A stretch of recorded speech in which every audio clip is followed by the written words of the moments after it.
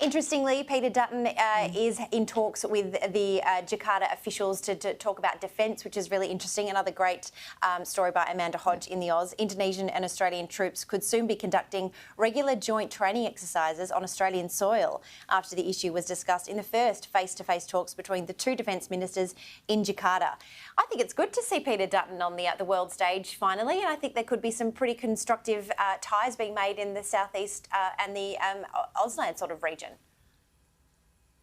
Yeah, but look, I think after we've all seen what's happened with the US and Afghanistan, we really have to take stock of where we are as a country and those relationships that we have in the Indo-Pacific area. So I know a few of the other front pages, which you'll get to, will talk about our relationship with France, but we have 2,500 US Marines in Darwin, and Darwin is a whole other argument because we're talking about the Chinese controlling the port in Darwin, which I think that has to change, and I know that's on Dutton's to-do list as well. But it's great to see that he's in talks with Indonesia. I think the stronger we can build our relationships with our neighbouring countries, the stronger we will be, because there is a threat there from China. And I hate to say it, but as the years go on, it's only growing. The rhetoric coming out of China, every few days, every few weeks, it's growing. So we have to be very mindful of that, and we can't just rely, I don't think, on the US. Yeah, it's interesting that these stories are sort of bubbling up now because the Sydney Morning Herald and The Age are also carrying defence-related splashes. Subs deal to bolster France's ties in defence.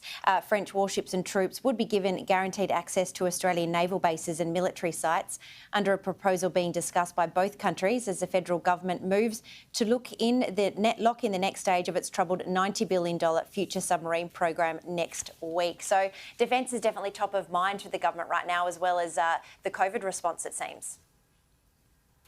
Well, it has to be. And look, if you're thinking about it from a messaging perspective as well, the government want to try to put something else on the front page. And clearly they've achieved that with these few front pages here, because we are all, the COVID TV marathon that we are all watching every single day is starting to take a real toll. And we have to look at other issues like defence. And Peter Dutton, he is the best thing to happen to our defence forces, I think, in a very long time, because he's come out, he is a strong leader, and virtually from day one he has said he has our troops' backs. And look, more than ever, they need to know that defence is being taken seriously, because, look, I know from speaking to veterans with what's happened in Afghanistan, it's hit them very, very hard. So they need to know that this is top of mind.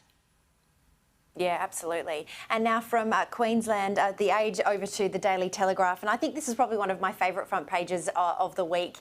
Not my top, but it's my favourite because I like the way that it's so positive in the fact that it's taken the Gladys's sort of mishmash of like, you can open up when we hit 70% of vaccination rates, but it's the fact that it's up to us. I love that headline. I think it's fantastic. It's such a good message that we all need to be hearing around the country. Obviously, it follows the announcement today where Sydney-siders are officially in a race to get their lives back with the new freedoms only to be unlocked when they reach vaccine targets. Premier Gladys Berejiklian won't commit to a date when restrictions will lift, instead declaring freedoms will be reinstated the Monday after 70% double-dose vaccinations are met.